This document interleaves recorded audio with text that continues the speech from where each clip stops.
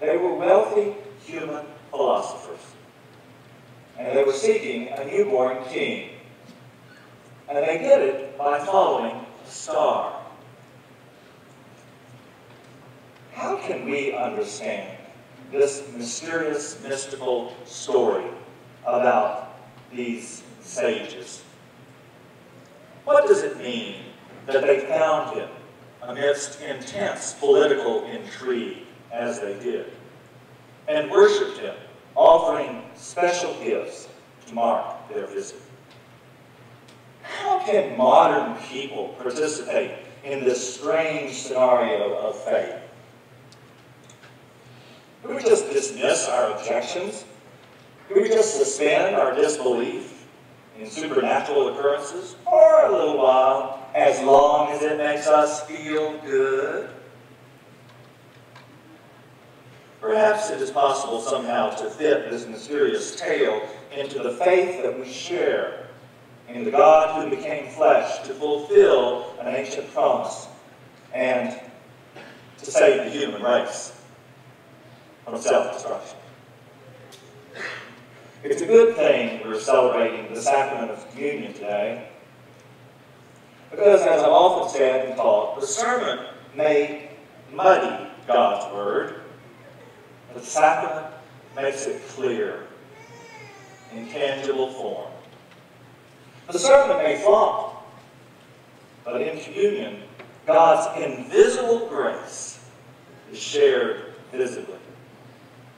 We don't even have to search to see. It's brought here for us by God. The wise men searched for one they believed was born to reign. Contemplate that there were at least 2, but maybe 5 or 6, or who knows, more sages, travelers, who agreed among themselves to go on a journey, a pilgrimage, searching for what the star would reveal to them. There was a communal nature to that journey, a relationship in play in this strange foreign undertaking for those who brought their gifts to learn what heaven itself was leading them to find. Think of their journey as a pilgrimage.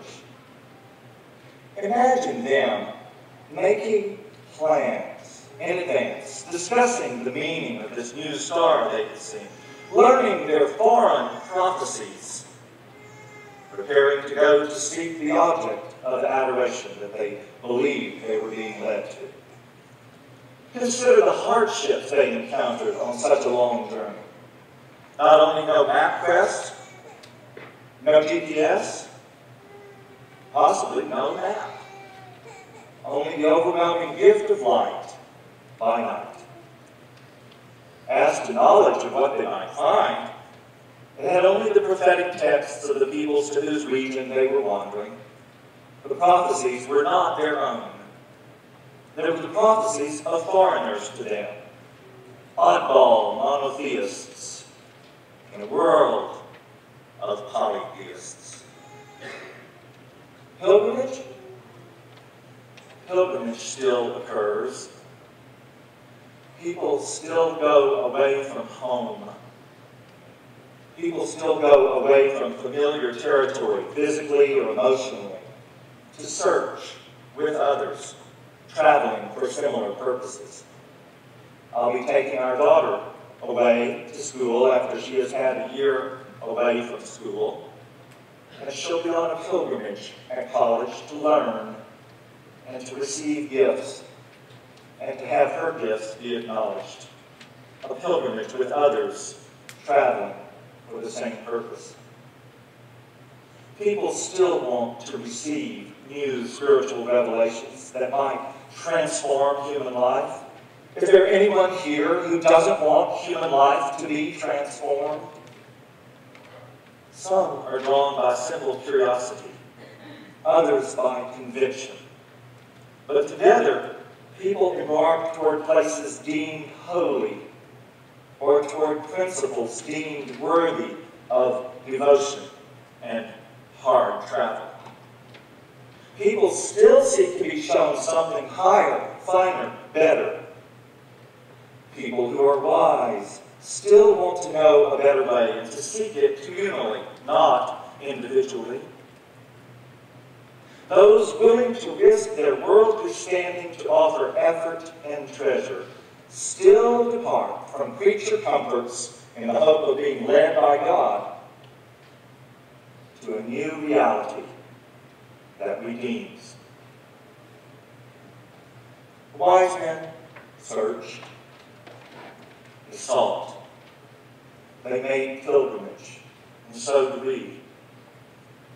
People still are making pilgrimage to improve relationships in their families, to receive new relationships where God's glory can be revealed, as it was in Jesus Christ in the light that led the Magi to him. People still search, and so can we. So do we. They also saw. Can we see? Some of you know that I preached at the 9 a.m. service at St. Paul's Presbyterian Church this morning. Yes, I used the same sermon. It was Epiphany there. But they had a special service in which they had a pre-planned liturgy. And part of their liturgy was the Christmas song that drives me crazy. The 12 days of Christmas. Raise your hand if it drives you crazy. Fortunately, the song was read, and the many symbols that we understand it refers to were spoken of. But we didn't have to sing it. All right. I finally figured out what drives me crazy about that song. It's because the list of the gifts are gifts that are so utterly useless. They're useless.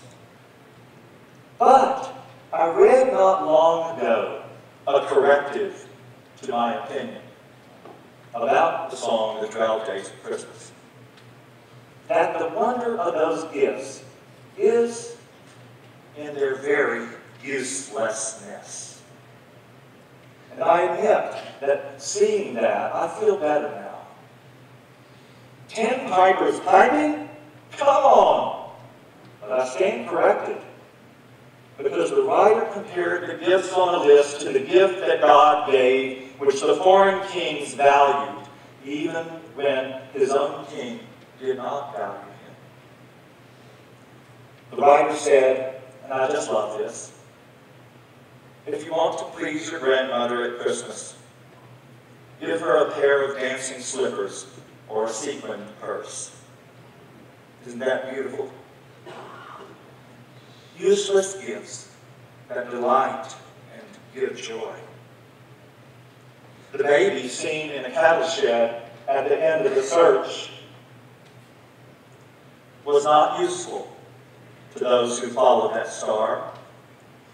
Wasn't useful to the baby's own king. And if we today make Jesus useful to our lives, such as to get into heaven or to avoid hell, we become blasphemers.